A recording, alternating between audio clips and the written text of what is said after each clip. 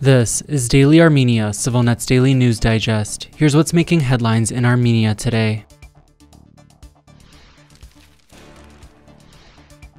The State Department is studying a request by Armenia to reach a deal that would allow Washington to transfer civil nuclear technology to Yerevan and pave the way for the United States to design and build a new nuclear power plant in Armenia to replace the country's aging Soviet-era facility. CivilNet first broke the news today after exclusively receiving written comments from a State Department spokesperson. The U.S. government does not share details of the negotiation process, but we can share that the State Department is giving Armenia's request for a 123 agreement the proper attention and due consideration, the spokesperson said, without providing any other details, including a timeline. Under federal law, the U.S. government must sign what are known as Section 123 agreements before it can export nuclear equipment or materials to other countries. The United States already has such deals with some 48 countries and territories, but those agreements do not cover Armenia. It marks the first time either Armenia or the United States has publicly confirmed Yerevan is pursuing a Section 123 agreement with Washington. Negotiations typically stretch on for years. The Armenian government was not immediately available for comment. Armenia relies heavily on nuclear power. Metsamor, the country's sole nuclear power plant, meets some 30% of the country's total energy needs. It will have to be decommissioned and replaced by 2036. For more information, you can find our full report up now on our website at civilnet.am or through the link in the video description below.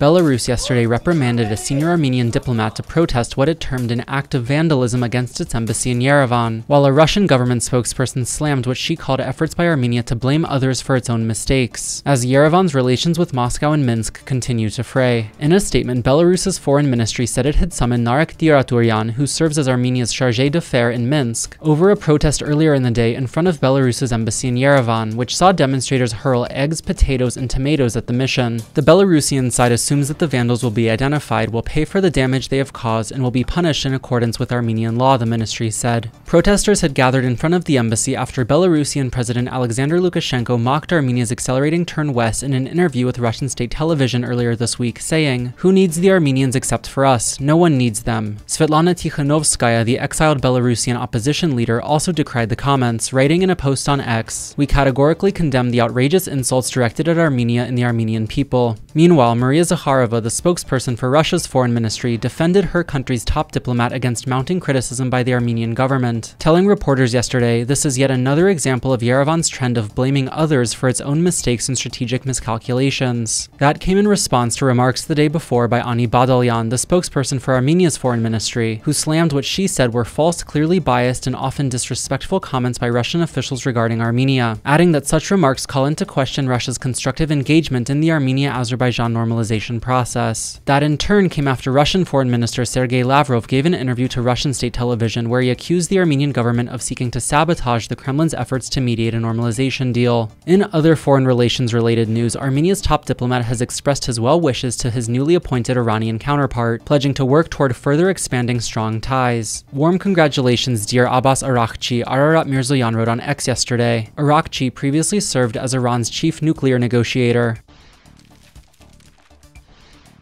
You can also take a look at the latest episode of CivilNet's Weekly Insights series. This week, host Eric Hakopian discusses the state of normalization talks between Armenia and Azerbaijan and breaks down Russian President Vladimir Putin's visit earlier this week to Baku. He also provides an update on efforts by oligarch Gagik Sarukyan to build the world's tallest statue of Jesus on a mountain outside of Yerevan, a project that has become a lightning rod for controversy both in Armenia and across the diaspora. You can find the full broadcast up now on our website at civilnet.am or through the link in the video description below.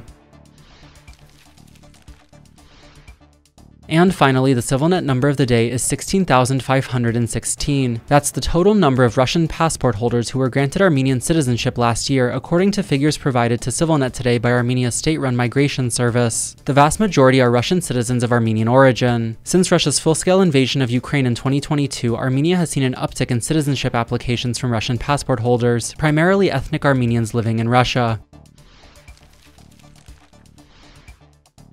And as always, please follow CivilNet for the latest news and independent reporting from our contributors on the ground here in Armenia.